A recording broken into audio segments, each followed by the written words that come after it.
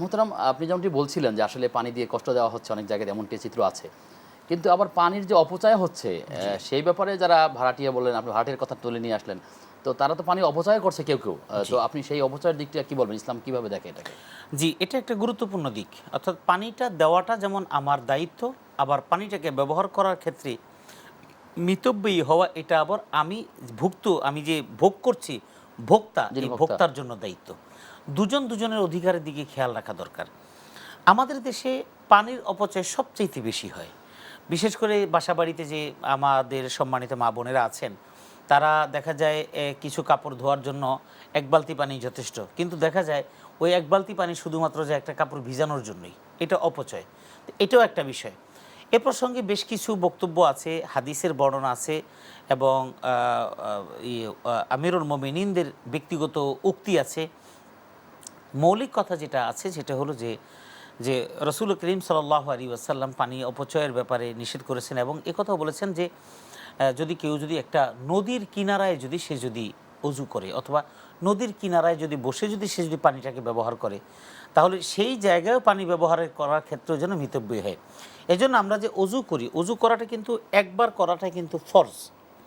এটা ফরজিয়াত হলো একবার, কিন্তু রাসূলুল্লাহ সাল্লাল্লাহু আলাইহি ওয়াসাল্লাম দুইবার তিনবার, এই তিনবার পর্যন্ত করেছেন, দুইবারও করেছেন, তিনবারও করেছেন।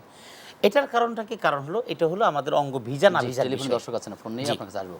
মোহতারাম, আপনি আলোচনা করছিলেন যে আসলে ওযুর ক্ষেত্রে পানি একবারের জায়গায় ব্যবহার তিনবারও করতে গিয়ে পাঁচবারের করে, অনেক সময় জি বেশিও করে। এখন বিষয় হলো এই যে অজুটা করার ক্ষেত্রে একবার এটা হলো ধোয়া ফরজ, কিন্তু সাধারণত একবার যদি আপনার হয়ে যায় তাহলে তো এনাফ। যদি একবারে যদি আপনার পুরো অঙ্গগুলি না ধুয়ে, এই জন্য আপনি এভাবে হাত ডলাদলি করে তারপরে দ্বিতীয়বার ধুলেন, অথবা সর্বোচ্চ তিনবার।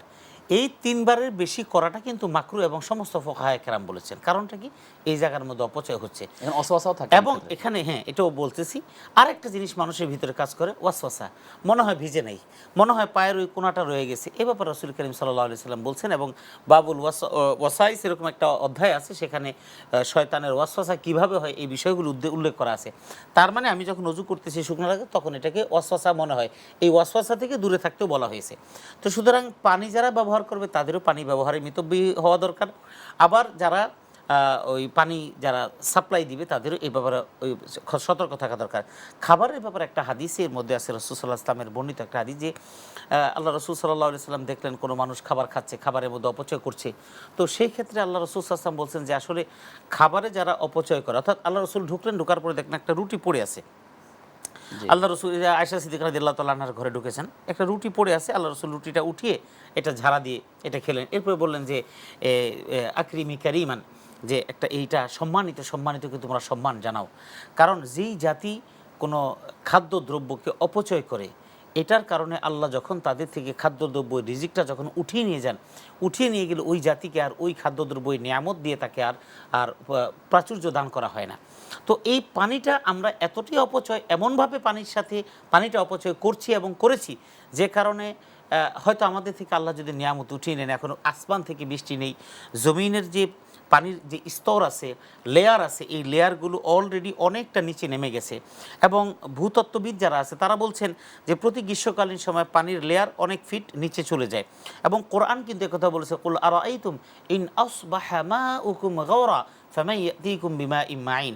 পানির লেয়ার, যে তোমাদের যে এই যে পানির স্তর আছে, এটা যদি তোমাদের থেকে যদি সরে যায়, তোমাদের এমন কোন সত্তা আছে যে তোমাদেরকে আবার পানি দিতে পারে? সুবহানাল্লাহ। এটা কিন্তু আল্লাহ প্রশ্ন করছেন আমাদেরকে। তো আমরা তো এই যে চাপ দিচ্ছি অথবা সামাসিবল উঠাচ্ছি অথবা যে কোনো মেশিনে উঠাচ্ছি, আমি তো মনে করছি যে পানি জমিনের নিচে আছে, কিন্তু আমি কি এই পানি কি ওখানে সংরক্ষণ করেছি? এটা আমার আল্লাহ আমাকে পানি এই ব্যবস্থা করার ক্ষেত্রে আমাকে এটাকে মিতব্যয়ী হওয়া দরকার, নতুবা আল্লাহ আমাদের থেকে সেই পানিটাও নিয়ে নিতে পারেন। আসমান থেকে পানি অলরেডি নিয়েছেন। এরকমভাবে এই নিয়ামত এইগুলো যখন নাকি আমাদের থেকে আমরা যখন অপচয় করব, আল্লাহ আমাদের থেকে ছিনিয়ে নিয়ে যাবেন।